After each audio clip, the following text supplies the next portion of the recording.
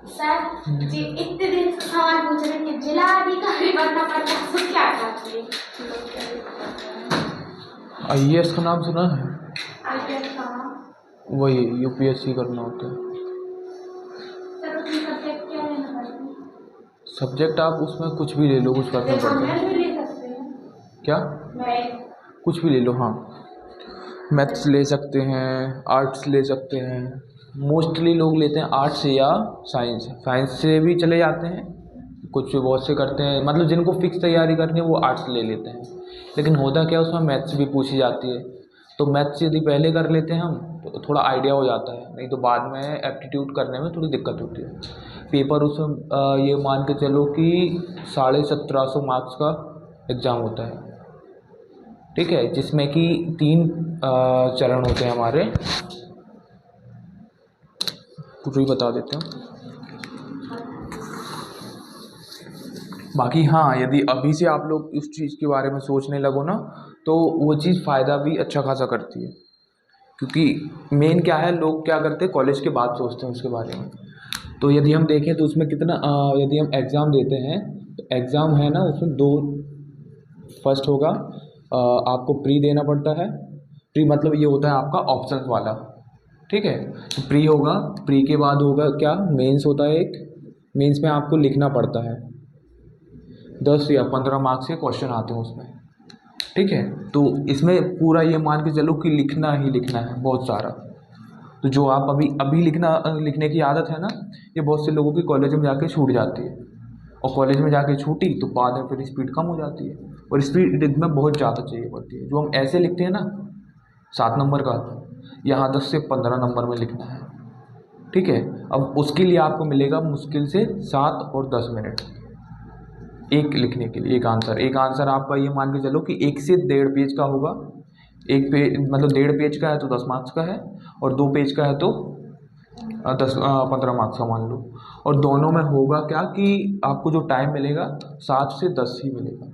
7 marks किसके लिए, 10 marks के लिए, और जो 10 मिनट मिलेंगे वो 15 मार्क्स के, ठीक है। उसके बाद होता है इंटरव्यू,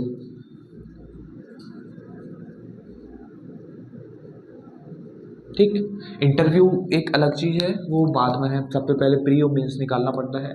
प्री जिसका निकलता है उसको देना पड़ता है फिर मेंस। तो इसके यदि आप देखो तो इसमें भी आपके सब्जेक्ट कौन कौन से होते हैं। फर्स्ट सब्जेक्ट इसमें मतलब एक पेपर देखोगे तो 2 पेपर होंगे। एक होता है सी सेट होता है, और दूसरा होता है हमारे जीएस का। मतलब जीएस में अपनी जनरल स्टडी, एप्टीट्यूड और जो कुछ भी हमारे सब्जेक्ट हम पढ़ते हैं, और उन सब्जेक्ट्स में आ जाते हैं आपके इकोनॉमिक्स आ जाएगी, जियोग्राफी आ जाएगी, और उसके बाद देखो तो क्या बचता है, इकोनॉमिक्स हो गई, जियोग्राफी हो गई, और पॉलिटी हो गई। मतलब आर्ट्स के जितने सब्जेक्ट हैं ना सारे उठा लो, और एक्स्ट्रा मेनली आर्ट्स के सारे सब्जेक्ट मान के चलो यहाँ पर,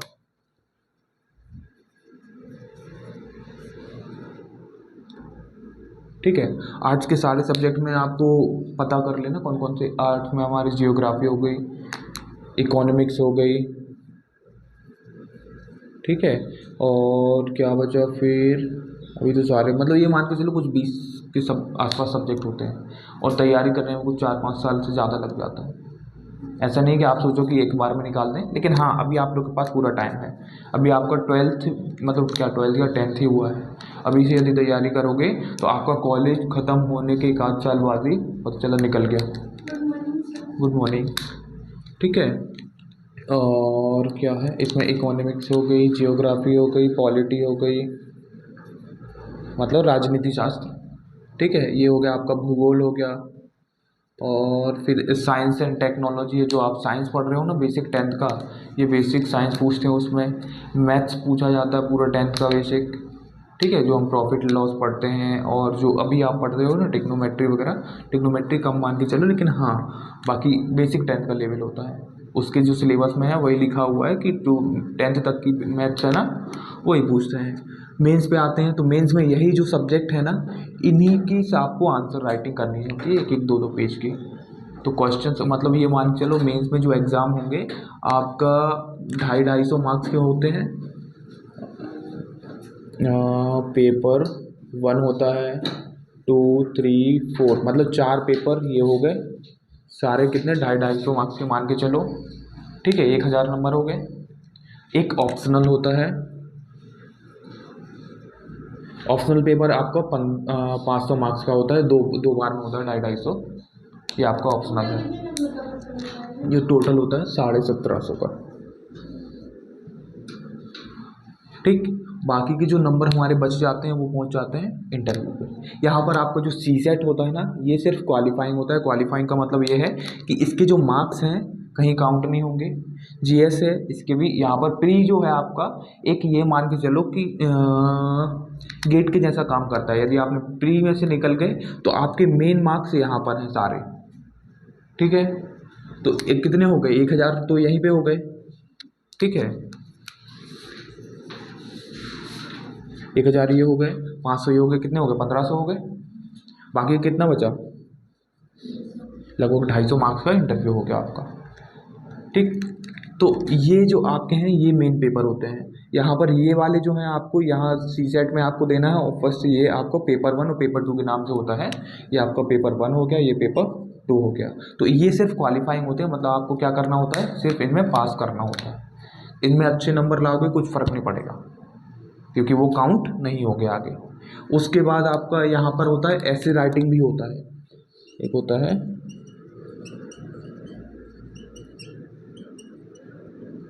ऐसे राइटिंग हो गया, और इसके बाद होता है आपका एक हमारा लैंग्वेज वाला। लैंग्वेज में आपको कोई एक अपनी हमारे यहाँ की एक इंग्लिश तो कंपलसरी है, इंग्लिश आनी चाहिए आपको। और सेकंड लैंग्वेज आपकी हिंदी ले लो। जो जहाँ का होता है, जिस एरिया का होता है वो अपनी लैंग्वेज ले लेता है। तो यहाँ पर आप हिंदी ले लो। तो 2 लैंग्वेजेस हो गए। आपको पूरा ट्रांसलेशन बनना चाहिए, हिंदी से इंग्लिश में, इंग्लिश से हिंदी में, ठीक है। और बस लगभग इतना ही है। उसके बाद फिर तैयारी जब करते हैं तो हर पेपर के लिए उसका फिक्स सब्जेक्ट, वो क्या बोलते हैं उसका, सिलेबस होता है। तो मतलब एग्ज़ाम अच्छी है, और यदि अभी से आप सोच लेते हो तो बहुत अच्छी चीज़ है ये। तब वहाँ तक पहुँचते पहुँचते आराम से अभी आपका 10th है, 11th है, 12th है, फिर आपके 4 साल हो गए, 4 साल या 3 साल किसके हो गए? कॉलेज के, ठीक है। तो 7 साल तो ऐसे ही हो गए, आराम से निकल जाएगा।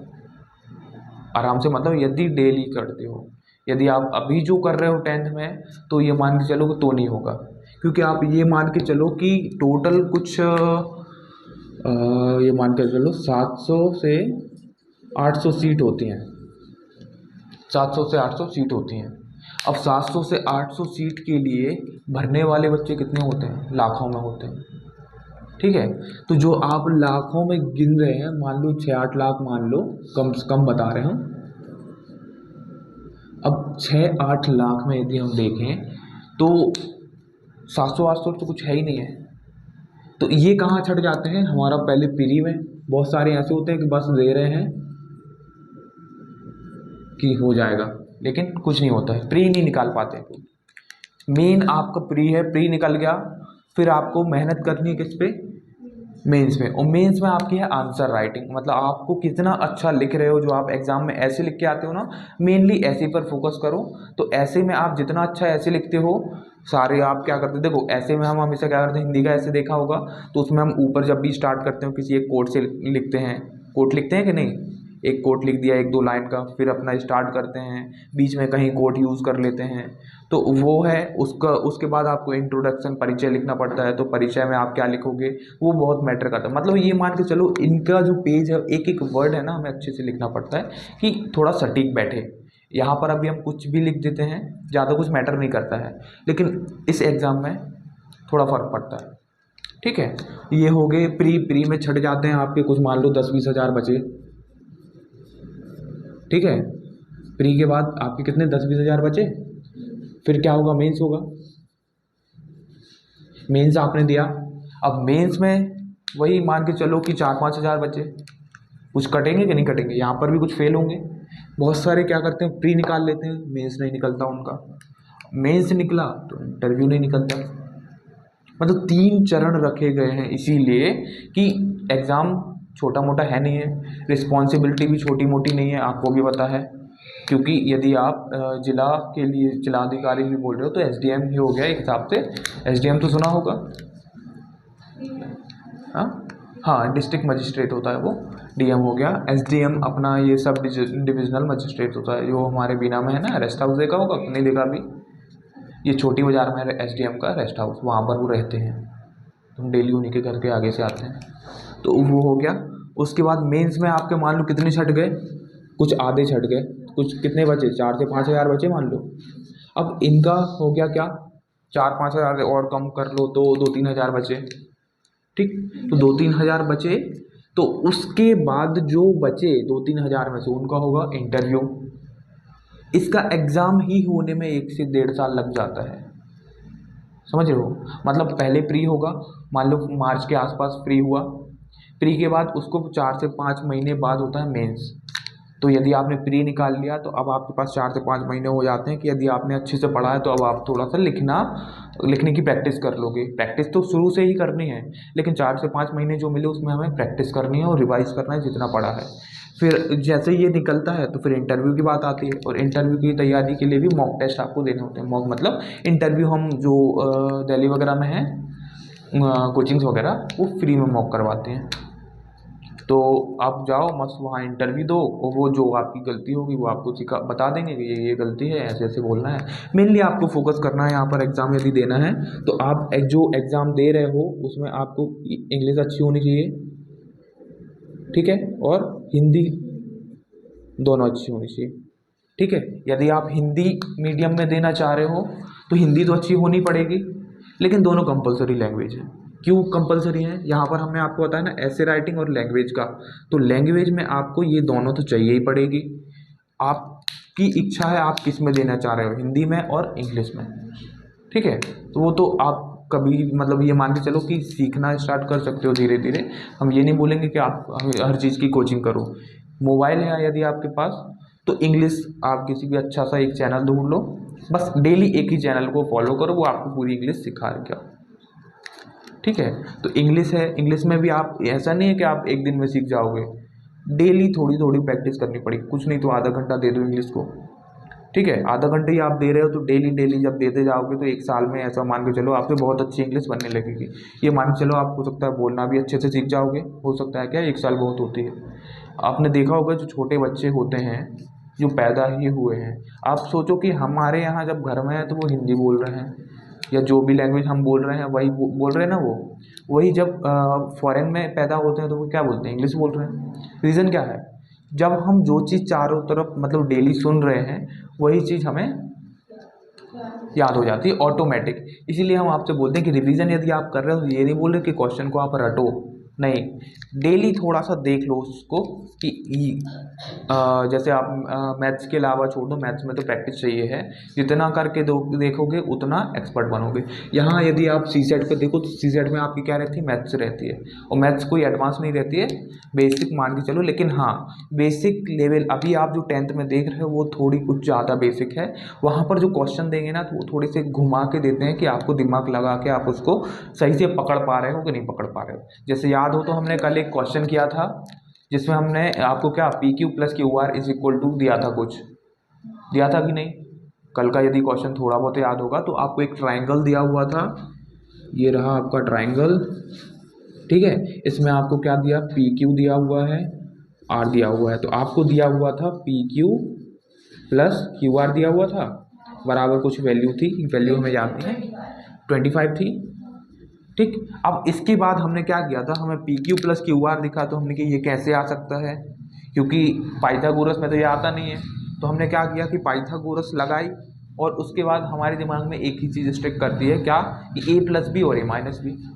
तो हमने यहाँ पर पाइथागोरस लगाती थी जिसमें PR का स्क्वायर बराबर PQ और QR का हो जाएगा, और एक को बाद इस साइड लाए तो हमारा क्या हो गया था, A² - B² की बन गई थी। उसको जब हमने बाद में सॉल्व किया तो सेम इसी का एक माइनस में समीकरण बन गया था। तो मतलब क्वेश्चन इस टाइप के होते हैं जिसमें आपको थोड़ा सा दिमाग लगाना पड़ेगा कि एक्चुअल में वो पूछना क्या चाह रहे हैं। सबसे ज़्यादा क्वेश्चन पूछे जाते हैं प्रॉफिट एंड लॉस से। लाभ हानि आपने सुना होगा, लाभ हानि के क्वेश्चन बहुत सारे रहते हैं, मिश्र धन वगैरह हो गया, और इस टाइप के क्वेश्चन बहुत सारे रहते हैं। तो ये एग्ज़ाम है और इसका पैटर्न है, सिलेबस आपको लगभग उसका याद हो जाना चाहिए, ठीक है। क्योंकि और न्यूज़ सबसे ज़्यादा मैटर करती है। न्यूज़ हो गई, न्यूज़ में आप डेली जो न्यूज़ होती है, हम ये नहीं बोल रहे कि अभी से देखना स्टार्ट कर दो, हाँ थोड़ा बहुत पता होना चाहिए कि दुनिया में चल क्या रहा है, ठीक है। तो ये है, अब कुछ चीज़ें होती हैं जो हमें इंटरलिंक करनी पड़ती हैं। इंटरलिंक का मतलब ये है कि एक सब्जेक्ट में हमने कुछ पढ़ा, दूसरे सब्जेक्ट में वही पढ़ रहे हैं, तो वो एक दूसरे से रिलेट कैसे कर रहे हैं, क्योंकि आपको अभी पढ़ाया जा रहा है कि हर सब्जेक्ट एक दूसरे से अलग है, लेकिन अलग कुछ नहीं है, हर सब्जेक्ट में एक दूसरे से रिलेट करता है। साइंस में आप देखोगे तो आपको ऐसा तो है नहीं कि नंबर देखने नहीं मिलेंगे, मिलेंगे नंबर तो हर जगह देखने मिलेगा। तो नंबर क्या है, मैथ्स का पार्ट है कि नहीं है, ठीक है। साइंस पढ़ रहे हैं, कहीं कहीं क्वेश्चन सॉल्व करते समय उसमें समीकरण बन जाते हैं, तो समीकरण मैथ्स के आगे कि नहीं आगे। तो हर सब्जेक्ट एक दूसरे से रिलेट करता है। तो इसमें जो मेंस का जो एग्ज़ाम है आपकी देखता है कि आपकी इंटरलिंकिंग कितनी अच्छी है, एक दूसरे से आप कितना रिलेट कर पा रहे हो क्वेश्चन को। क्वेश्चन एक टॉपिक का था, मान लो उन्होंने बोल दिया सबसे ज़्यादा पूछा जाता है ये भूकंप वगैरह आते रहते हैं, तो भूकंप आने का रीज़न क्या है। तो आप देखोगे कि हमारी जो अर्थ है, पृथ्वी है, पृथ्वी के अंदर क्या होता है, कभी सुना होगा तो लावा भरा रहता है, लावा है। अब ये मान के चलो लावा तो लिक्विड है कि नहीं है, लिक्विड है। उसके ऊपर हमारी जो कॉन्टिनेंट बोलेंगे, हमारी जो जिस पे हम रह रहे हैं अभी, जो जिसे हम पार्ट बोल रहे हैं धरती का, ये क्या है, उस लावे के ऊपर तैर रहे हैं। अब जब लावा का नीचे से प्रेशर बढ़ेगा तो क्या होगा, वो पार्ट बीच से टूटेगा, और टूट के इधर उधर यदि हिलेगा तो भूकंप आ जाएगा, आया कि नहीं। तो वही उसमें सारा मतलब जब आप पढ़ोगे, जियोग्राफी पढ़ोगे, भूगोल पढ़ोगे, तो भूगोल में आपको हर चीज़ मिल जाएगी कि हमारे जितने भी फिनोमिना, सुनामी कैसे आ रही है, ठीक है। सुनामी तो पता ही होगा, सुना है ना, मतलब बाढ़ जब बहुत ज़्यादा मात्रा में आ जाए, तो समुद्र से जब पानी ऊपर आने लगता है तो वो सुनामी हो जाती है। भूकंप आपको पता ही है, भूकंप भी बहुत से प्रकार के हो जाते हैं, झटके कुछ ज़्यादा लगने जाते हैं, कभी थोड़ा बहुत आया, कभी इतना आया कि हम सो रहे थे हमें पता नहीं चला, एक ऐसा आया कि हम सो रहे तो नींद से जाग गए, थोड़ा कभी ज़्यादा आ जाता है तो हम घर से भाग गए, ठीक है। तो 3 टाइप के तो यही हो गए। तो उनकी क्या है, रेंज है ना, तो उसको भी अलग अलग भागों में डिवाइड कर दिया गया है। तो हर सब्जेक्ट अपने आप में बहुत अच्छा है, जब हम पढ़ते हैं ना तो मज़ा आने लग जाता है। तो देखना इसके बारे में आपको, जब यदि सब्सक्रिप्शन वगैरह लेना हो। बाकी अभी आपको ये है कि थोड़ा आइडिया लेते चलो। 10 दिसंबर को जो पेपर होगा उनमें क्या होगा? ये 10 दिसंबर वाला नहीं है, ये 10 दिसंबर वाला नहीं है, ये है अपना किसका,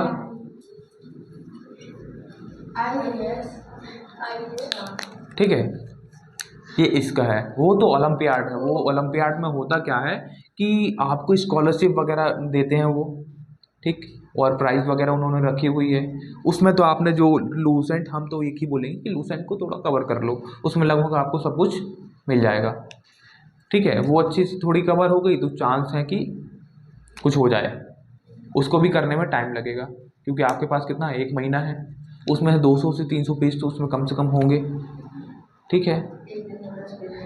एक दिन में कितना पेज करना पड़ेगा, जो कि पॉसिबल नहीं है, क्योंकि आपको याद करने में ही, एक पेज याद करने में बहुत टाइम लग जाएगा। क्योंकि उसमें पता क्या दिया है, उसमें सिर्फ फैक्ट दिए हुए हैं, तथ्य कि सूर्य पूर्व से उगता है, याद करना है, ठीक है। सूर्य से पृथ्वी की दूरी इतनी होती है, याद करना है। उसके बाद हमने बोला कि लाइट की जो स्पीड है कितनी होती है, 3 × 10⁸ होती है, याद करना है। तो वो चीज़ें आपको याद करनी है। लेकिन हाँ, ये बोलेंगे कि हम डेली आज पढ़ लिया, कल फिर से वही चीज़ पढ़ो और थोड़ा सा आगे का पढ़ लो, नेक्स्ट दिन फिर से वही पढ़ो, फिर थोड़ा सा आगे का पढ़ लो, अगले दिन फिर वही पूरा पढ़ो, फिर थोड़ा सा आगे, मतलब थोड़ा सा ऐड करते जाओ। आज 1 पढ़ा तो कल +1 कर दो, तो 2 पढ़ लिए, अगले दिन +1 कर दिया, 3 पढ़ लिए, टोटल पढ़ते ही जाना है। ऐसा नहीं कि आपने कि आज इतना पढ़ा, अगले दिन इतना पढ़ा, अगले दिन इतना पढ़ा, अगले दिन ख़त्म हो गया पूरा, पता ही नहीं पिछला क्या हो रहा है, ठीक है। तो आपको इसमें करना क्या है, आज इतना पढ़ा है, अगले दिन थोड़ा सा बढ़ा दो, अगले दिन यहाँ से ही बढ़ाओ, ऐसा नहीं है कि आगे से बढ़ाना है। ये देखो, ये इतने बार आपने कितना 4 बार पढ़ लिया कि नहीं, इतना, ये 3 बार पढ़ा, ये सबसे ज़्यादा अच्छे से याद हो गया कि नहीं। तो हमेशा पढ़ाई ऐसी ही होती है। आप सोच रहे हो कि हम आज 1 पेज पढ़ लिया, कल नहीं पढ़ेंगे वो चीज़, कल दूसरा पढ़ेंगे, नहीं, जो चीज़ें याद करने वाली है ना उनको आपको डेली ही पढ़ना पड़ेगा। लेकिन हाँ, एक चीज़ रहेगी इसमें फ़ायदा आपका, एक चीज़ होने वाला है कि जो चीज़ आपने कल पढ़ी थी ना उसको आज पढ़ने में थोड़ा सा कम टाइम लगेगा, अगले दिन फिर पढ़ोगे तो उसको और कम टाइम लगेगा। क्योंकि आपको क्या करना है, वो जो चीज़ आपने पढ़ी है, जैसे एक लाइन पढ़ी, हमने बोला सूर्य कहाँ से उगता है, पूर्व से उगता है, ठीक है। तो आपने क्या किया, दो वर्ड को हाईलाइट कर दिया हाईलाइटर से, अगले दिन जब देखा उठा के तो सन देख लिया, ईस्ट देख लिया, खत्म हो गई बात कि नहीं। बाकी का तो आपके दिमाग में है कि नहीं, सूर्य पूर्व से ही उग रहा है तो सूर्य हो गया, ईस्ट हो गया।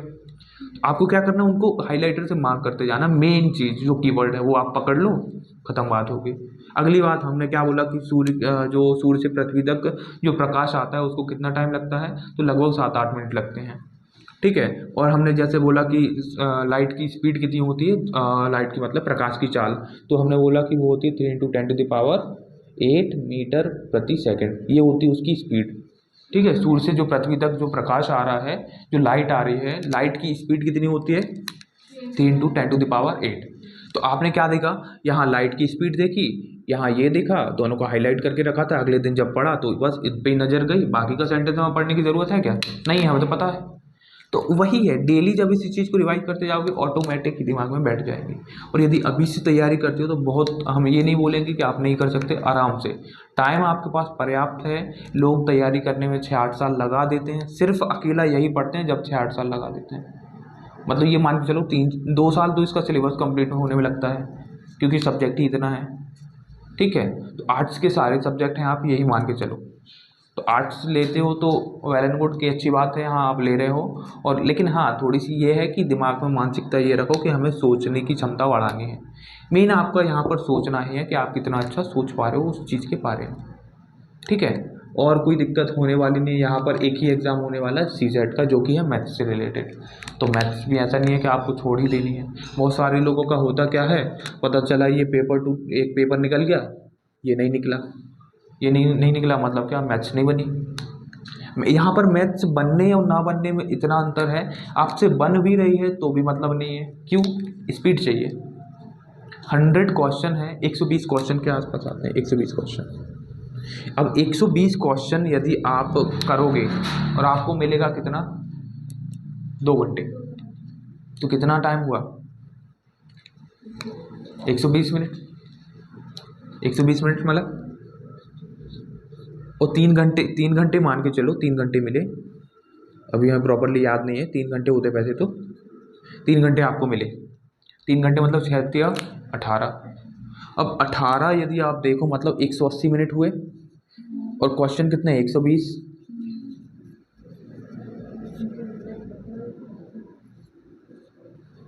अब यहाँ से आप देखो, 3 दूनी 6, 3 तिरका 9, लगभग 1.5 मिनट आपको मिला एक क्वेश्चन के लिए।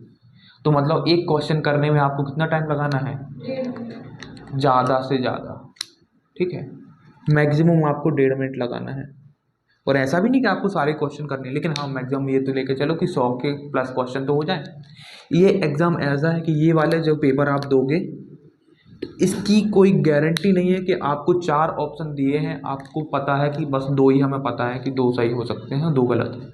यहाँ पर आपकी फिर जो आपने जितना पढ़ा है उसके आधार पर आप क्या करोगे, जो हम तुक्का लगाते हैं ना, तुक्का नहीं बोलेंगे, लेकिन हाँ मतलब वही है लगभग थोड़ा सा, कि आपने इतना सारा पढ़ा, अब वो जो 4 ऑप्शन हैं ABCD 4 ऑप्शन हैं, पहला आपने देखा, हाँ ये आपको क्वेश्चन ने जो पूछा है, जैसे हमने बोला प्रकाश की चाल कितनी होती है, ये होती है, आपको यदि पता है तो आप यहाँ लिखा होगा,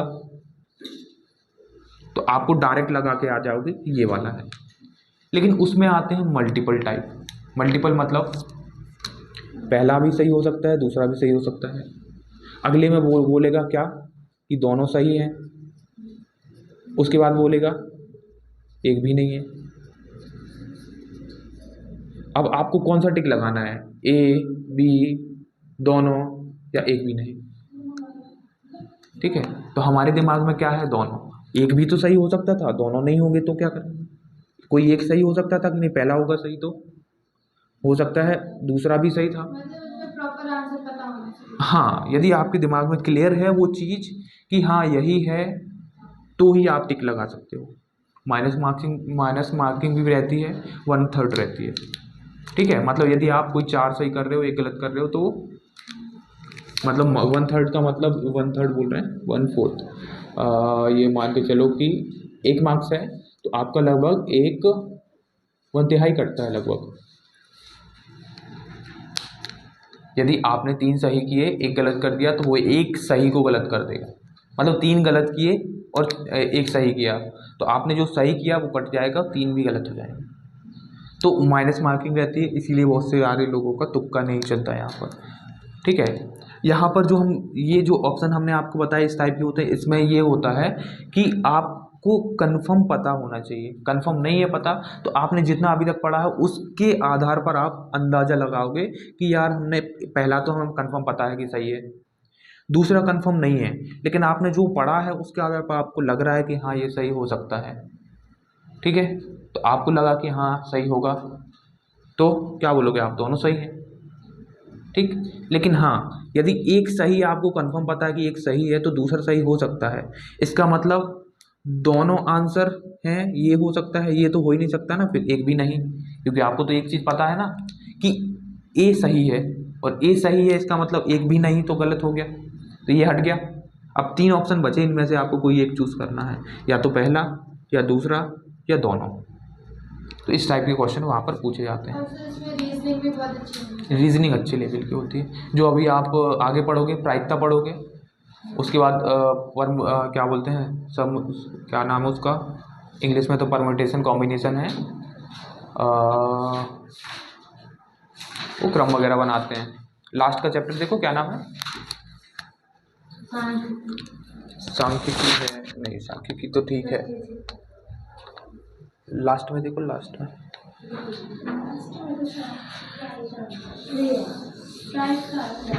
प्रायिकता है, पीएनसी बोलते हैं, मतलब उसमें हमें क्या करना था, कॉम्बिनेशन वगैरह बनाने पड़ते हैं। वो वाला चैप्टर लोगों को बहुत ज़्यादा थोड़ा कंफ्यूजिंग करता है। चलो पढ़ें अपन।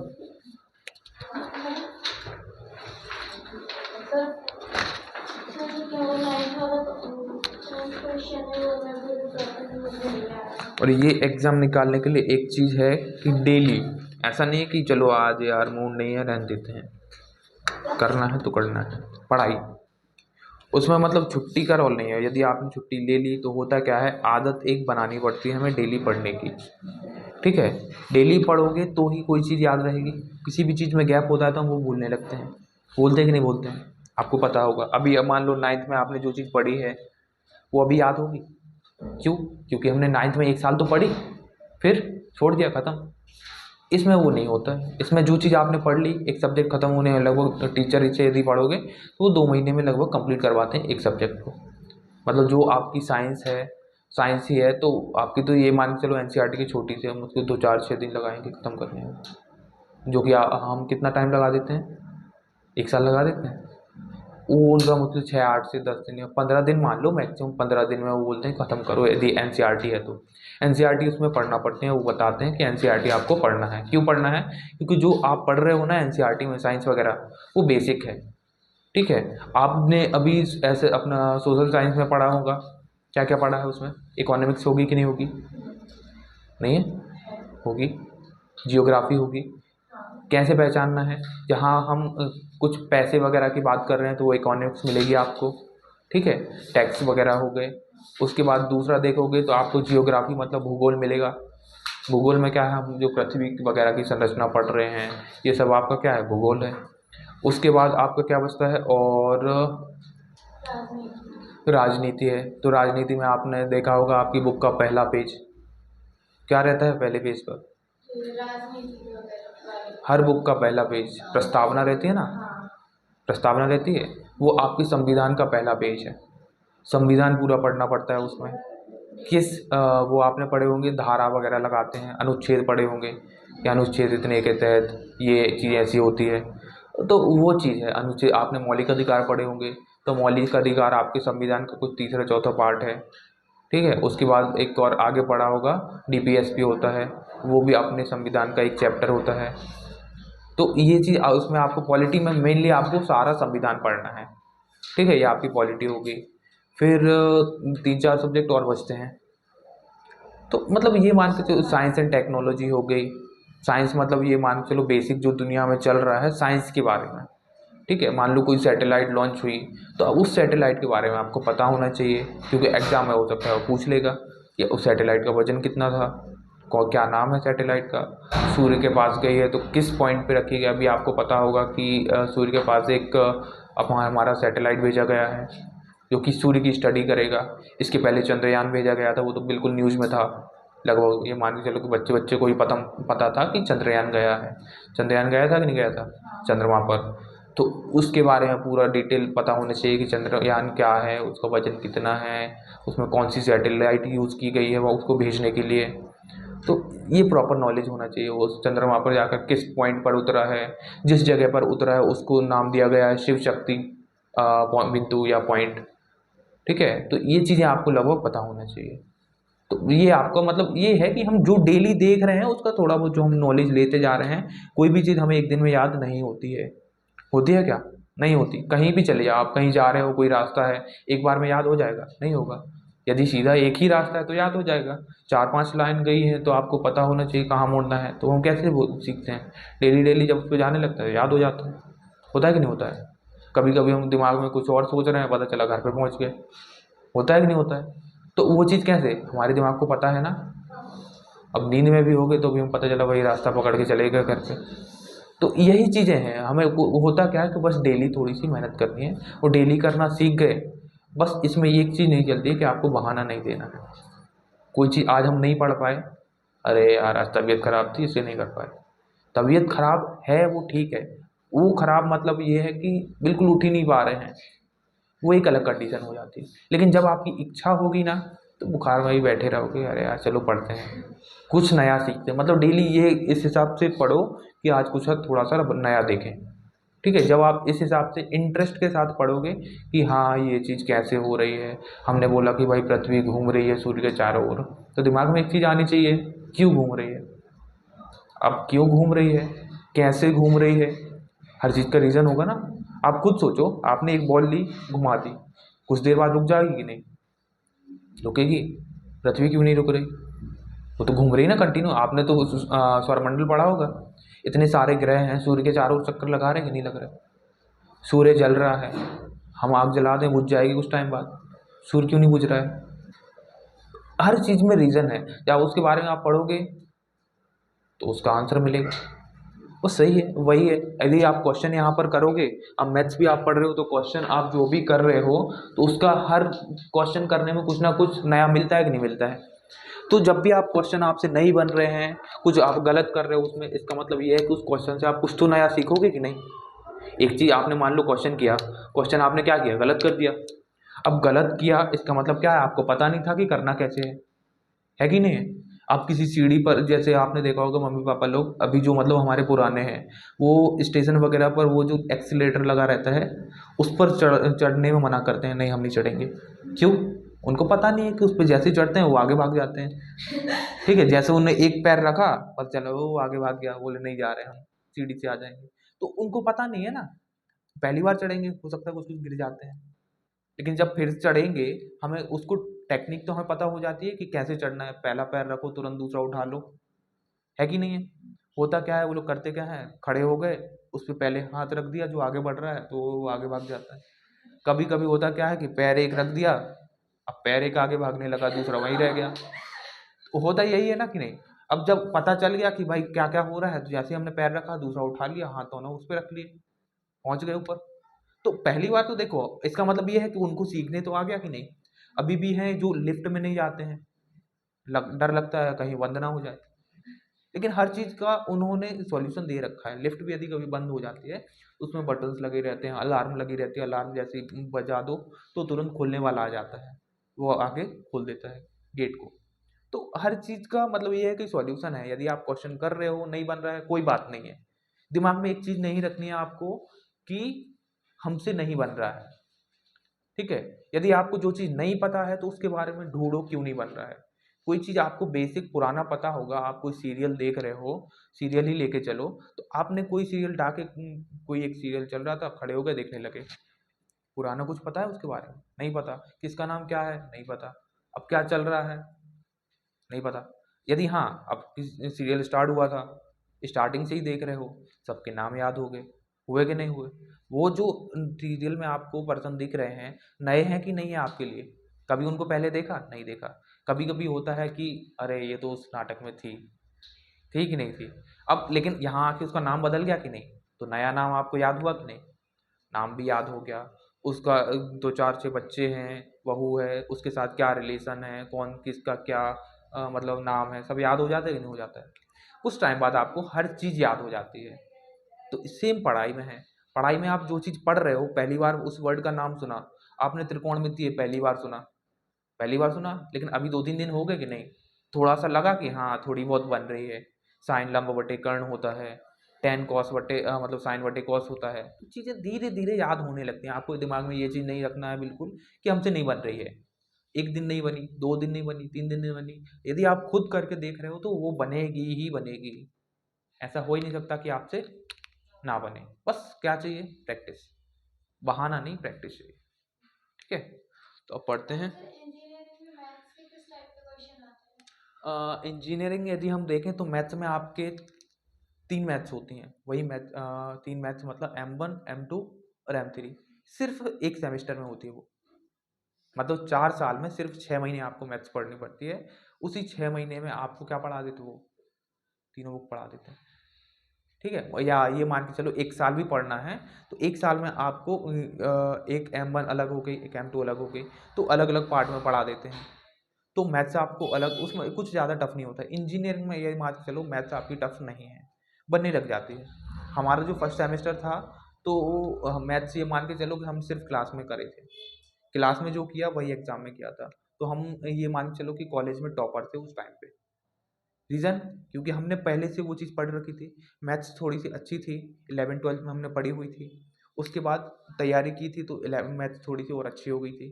उसके बाद M1 M2 जो हमने वहाँ पर पढ़ी, टीचर जो पढ़ाते हैं आपको मोस्टली वही चीज़ें पढ़ाते हैं जो एग्ज़ाम में आती हैं।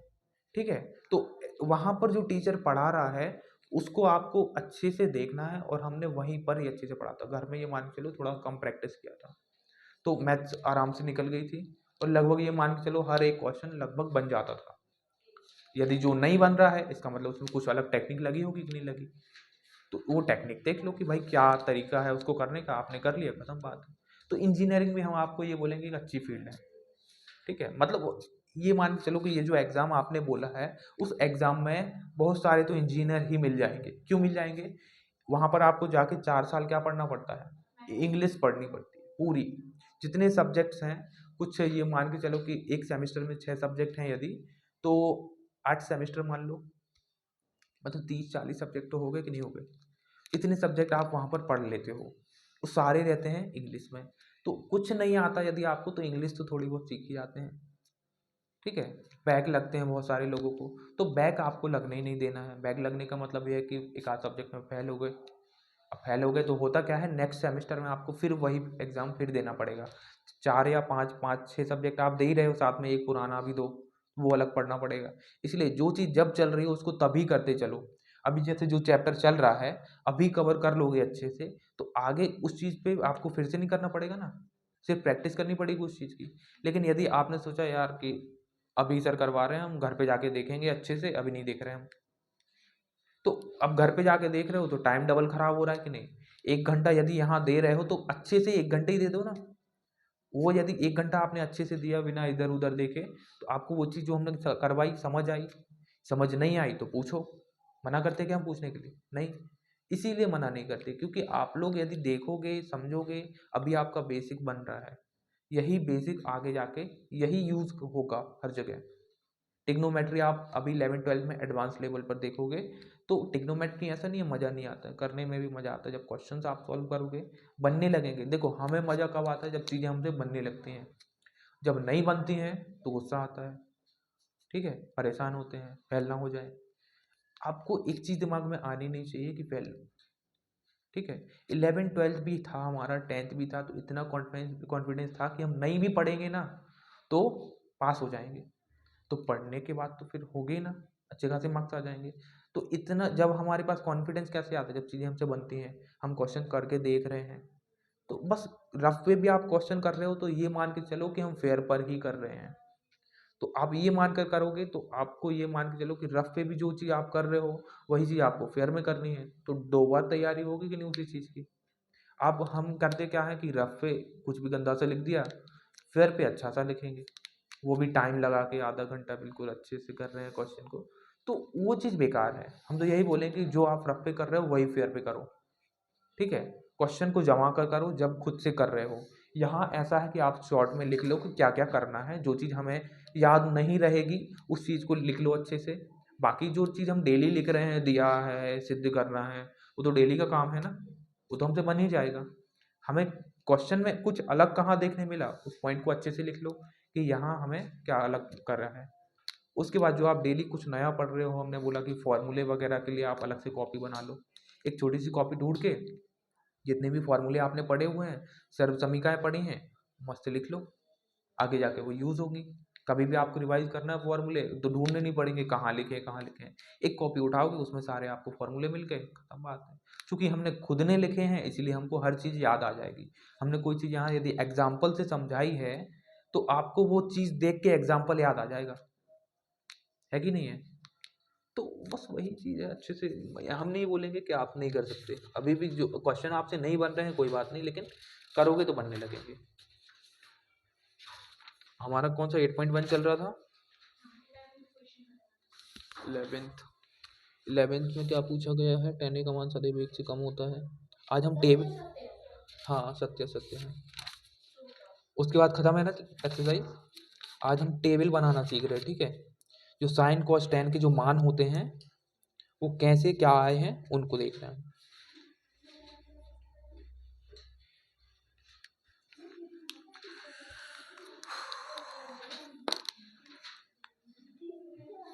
आठ तो यही बज गया आज। यहाँ आपका एंगल हो जाएगा, ठीक। और यहाँ पर मान लो 30 की वैल्यू, 30 नहीं 0,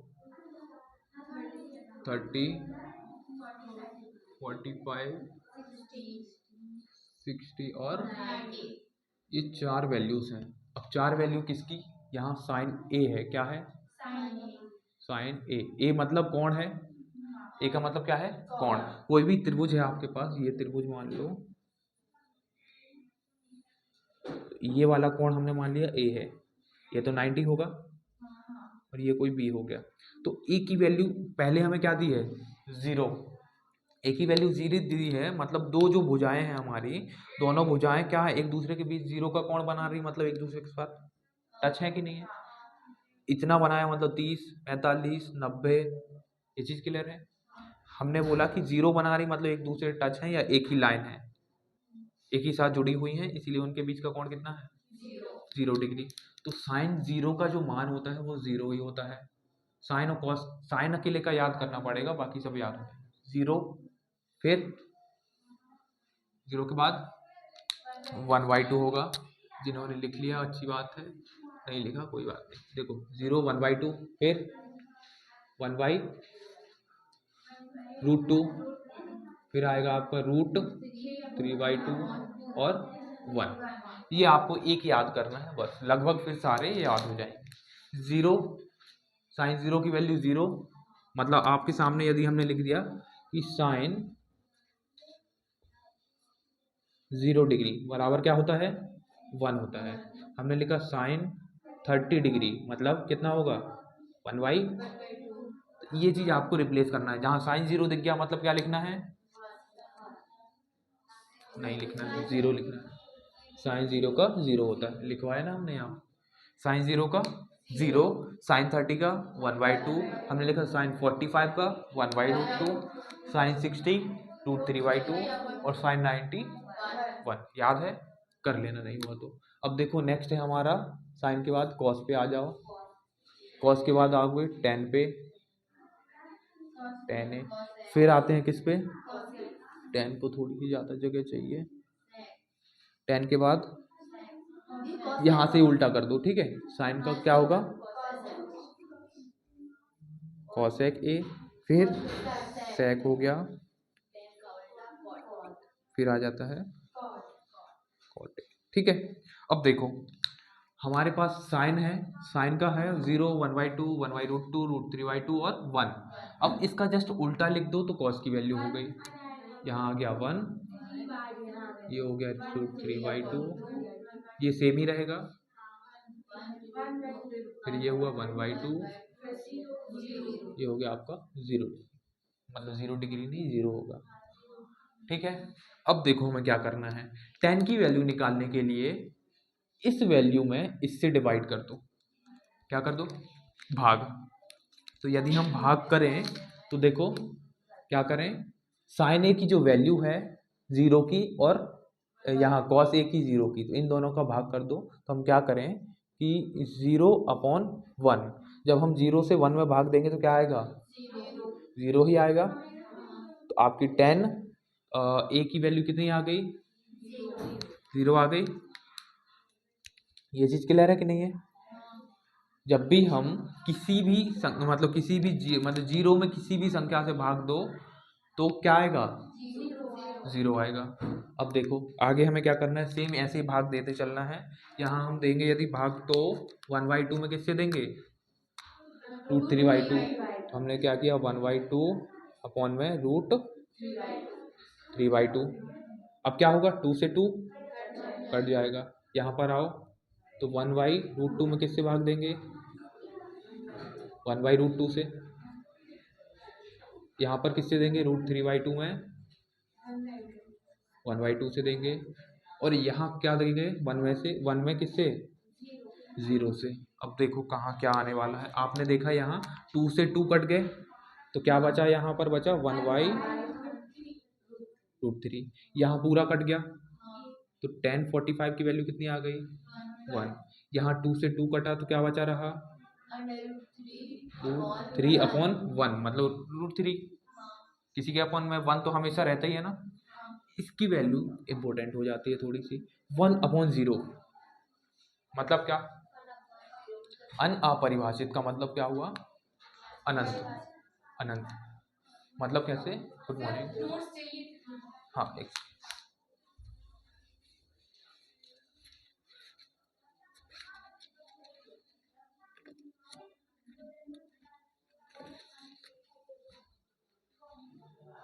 देखो अब जब हम क्या बोल रहे हैं, किसी भी संख्या में हम 0 से भाग दे रहे हैं तो 0 का आप टेबल कितने भी बार पढ़ लो कभी कोई नंबर आएगा, 0 में किसी भी चीज़ का मल्टीप्लाई कर लो कभी कुछ नंबर आएगा। इसीलिए 0 से जब हम 1 में भाग देंगे तो हम ये मान के चलते हैं कि अनंत बार में 1 आ जाएगा।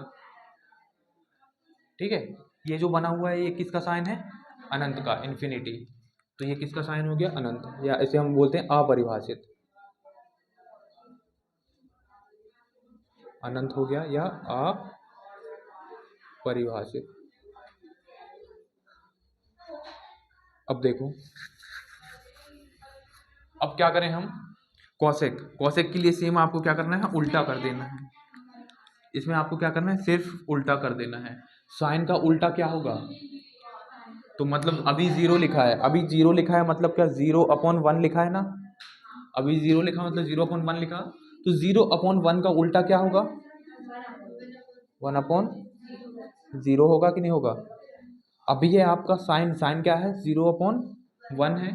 तो 0/1 का जब हम उल्टा करेंगे तो क्या आएगा, 1/0। और 1/0 को आप क्या लिखोगे, अपरिभाषित। क्लियर है। अब 1/2 का उल्टा क्या होगा, 2/1। तो 2/1 मतलब 2 अकेला होगा कि नहीं होगा, 1/2 उल्टा कर दो, 2/1। और किसी के अपॉन में 1 लिखा है मतलब कोई मतलब नहीं है ना, हमेशा ही होता ही है। यहाँ 1/√2 मतलब √2 उल्टा कर देंगे। यहाँ आ जाओ तो ये क्या हो जाएगा, 2/√3। नेक्स्ट देखें हम तो 1/1 1 ही रहेगा। क्लियर है ये चीज़। सेक पे आ जाओ, इसका उल्टा कर दो, 1/1 मतलब 1, इसका करो तो 2/√3, इसका करें तो √2 अकेला। इसका देखो 1/√2 का उल्टा √2। यहाँ आओ तो 1/2 का उल्टा 2। यहाँ 0 का उल्टा, 0 का उल्टा अनंत। क्लियर है? अब आ जाओ कॉट पे, तो कॉट के लिए tan को उल्टा कर दो, 0 का उल्टा अनंत, इसका इधर आओ तो 1, इधर आए तो 1/√3।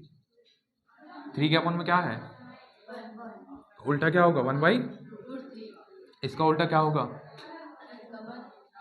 अनंत का 0। कैसे होगा देखो, जब आप किसी भी नंबर में अनंत से भाग दे दोगे तो क्या आएगा, समझ रहे हो कैसे आएगा? देखो हमने क्या बोला, यहाँ 1 के अपॉन में 0 है तो अनंत आया। अब हमने बोला अनंत जो है हमारा इनफाइनाइट है, हमने क्या किया, उसको 1 के अपॉन में लिख दिया इनफाइनाइट, मतलब इसके अपॉन में कुछ नहीं होगा, मतलब क्या है 1 है कि नहीं है। तो 1 अपॉन अनंत, अनंत का मतलब बहुत बड़ी संख्या होगी कि नहीं होगी, तो आंसर जो हम आएगा 0.00000 आगे कहाँ तक जाएगा, कभी खत्म ही नहीं हो रहा है, तो उसको हम क्या बोल दें, 0 ही बोल दें। कोई भी पॉइंट यदि आप कोई भी नंबर लिखते हो 0 पॉइंट कुछ की में लिखते हो तो आप क्या करते हो, सिर्फ 2 डिजिट तक लिख लेते हो, लिखते कि नहीं, 3 डिजिट तक लिख लोगे, 0.005 लिख दिया, 0.00005 लिख दिया, 3 से ज़्यादा 4 लिखोगे, लेकिन ये तो अनंत तक जाएगा ना, 0.00000 भाग देते जाओगे तो पता नहीं कब कुछ आएगा, आएगा ही नहीं, ये मान के चलते हैं हम कि कुछ नहीं आएगा, हमेशा 0 ही आएगा। तो क्या आया 1/∞ मतलब 0। ये आपकी टेबल बन गई, इसको मस्त नोट करो, वैल्यूज आपको क्वेश्चन करते करते याद हो जाएंगी, ठीक है।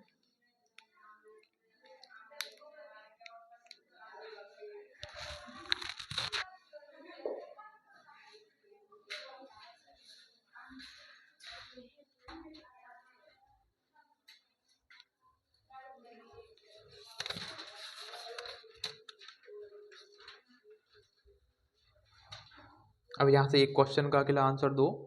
आपका जो सत्य असत्य दिया हुआ है उसमें पहला वाला देखो, tan a का मान सदैव 1 से कम होता है, tan a का मान सदैव क्या होता है, 1 से कम होता है, सत्य है या असत्य है? tan a का मान देखो 0 पे 0 है, फिर 1/√3, फिर 1 आया, फिर √3 मतलब √3 आया, फिर इनफाइनाइट आया, तो ये सत्य है या असत्य है? पहला वाला उसने क्या बोला है, जो tan a का मान है सदैव 1 से कम होता है, तो 45 पे यदि देखोगे तो tan का मान तो यही बना गया, फिर √3 का मान क्या होता है 1.7 कुछ होता है। तो यहाँ पर यदि आप देखोगे √3 का ही मान कितना 1 से ज़्यादा आ गया कि नहीं, और ये वैसे ही अनंत लिखा हुआ है, अनंत का मतलब तो मान बहुत बड़ा होगा ना, तो उन्होंने जो बोला है कि जो tan a का मान है क्या है 1 से कम होता है, ये तो असत्य हुआ कि नहीं हुआ।